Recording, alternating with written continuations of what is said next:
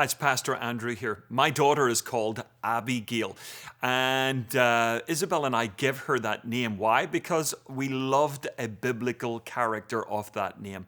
Abigail was married to a guy called Nabal, and let's just say it wasn't a good marriage because she was so wise and he was incredibly foolish. And King David, well, he wasn't King David at that moment in time. It was King David who was on the run. He was a guy that had a price on his head.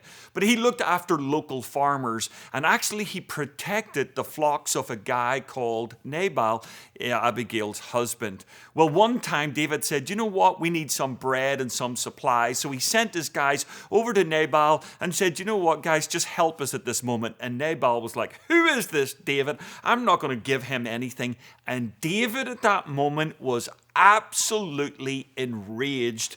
And guess what? He went out of control. Out of control. And he said, right, guys, get your swords. We're going to go over the mountain. We're going to sort this guy out. Well, Abigail, the wise wife, she heard about it and she said, I have got to go and appease David's wrath. So she got all the supplies together, all the food that men would want, and she met David on the path. And she said, David, you're better than this. David, guess what? If you go in there and kill those guys, you'll always have that guilt in your hands, and you don't want to live with that. David, get yourself under control. I want to say to all the guys, isn't it great when a woman looks us in the eyes and speaks sense into our lives? And that's what Abigail did. And through the course of time, actually Nabal died, and Abigail ended up becoming David's wife. What a romantic story, everybody. What is the story really about? The story's about this. It's about living a life with self-control. You see, David had the ability to kill giants, but he didn't need to kill everything around him. And here's the truth. There's moments in our lives that we need to kill a Goliath, and there's other times we need to show grace and we need to show wisdom.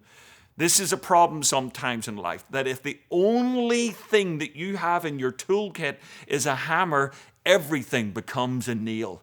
We got to have wisdom in our lives, and we got to have a thing called self-control. And Peter talks to us about this in our reading today when he says this in 2 Peter 1 verse 5. He says, for this very reason, make every effort to add to your faith goodness, and to goodness knowledge, and to knowledge what? Self-control. And I love what Peter does here. He says, yeah, you got a faith, but it doesn't end at that moment. With the faith, you need to keep adding to it, and ultimately you need to add to that self-control. Here's the good news. In our series, at the heart of what we've been talking about with a better way, is the whole area of self-control is not something I order from Amazon. It's not something I get through grit.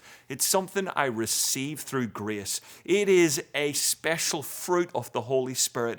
And if you're lacking in self-control today, whether in your attitude, whether in your words or your actions, I encourage you, say, Holy Spirit, I need your help, and grace me today to bear the fruit of self-control. So when you go to do that thing, or you go to say that thing, come on everyone, let's receive grace and strength from the Holy Spirit today, and let's live a life of self-control that brings glory to the Father.